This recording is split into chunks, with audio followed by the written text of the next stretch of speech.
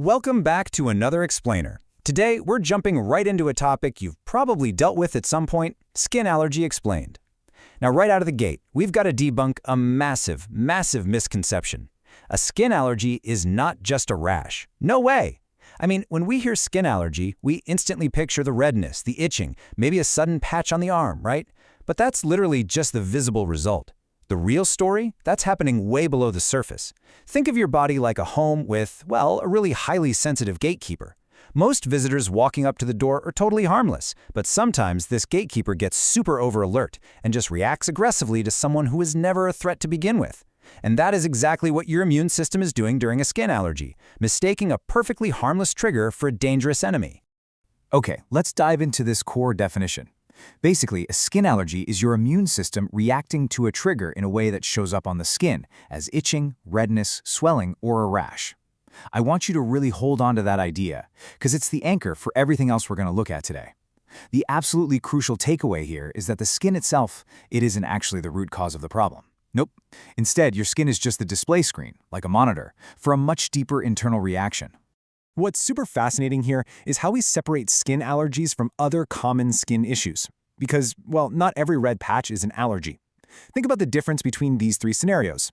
First, allergy. This is an immune overreaction. Going back to our analogy, this is the security guard mistaking a friendly guest for an intruder.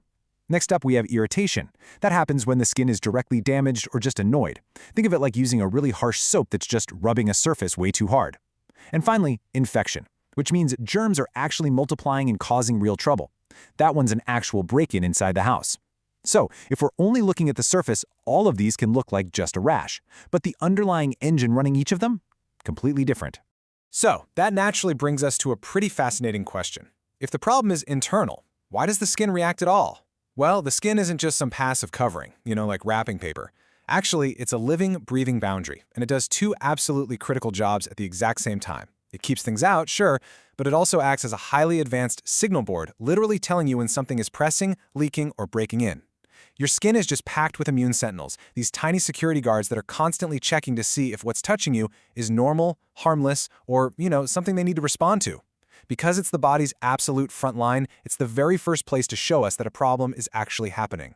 Most of the time, that whole system works quietly in the background.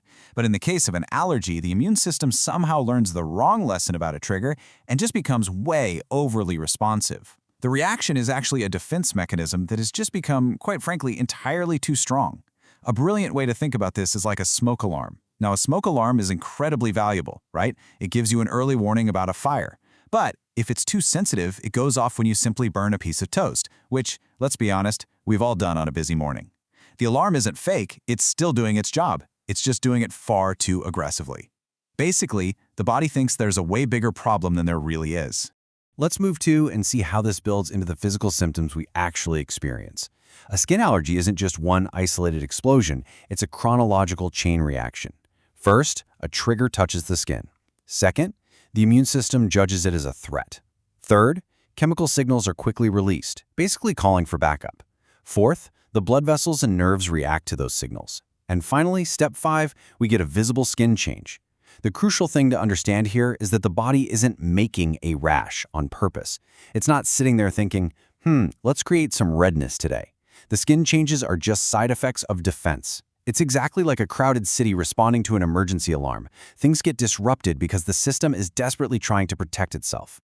Now let's look exactly at how those chemical messengers translate into the symptoms you actually see when you look in the mirror.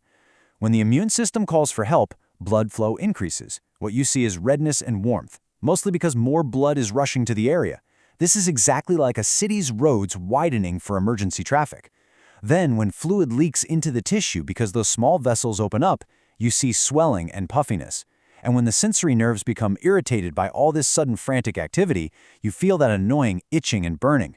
Finally, as the skin cells respond, you see the actual rash, bumps, or texture changes. So this isn't random at all. It's a highly organized physical response to an internal alarm.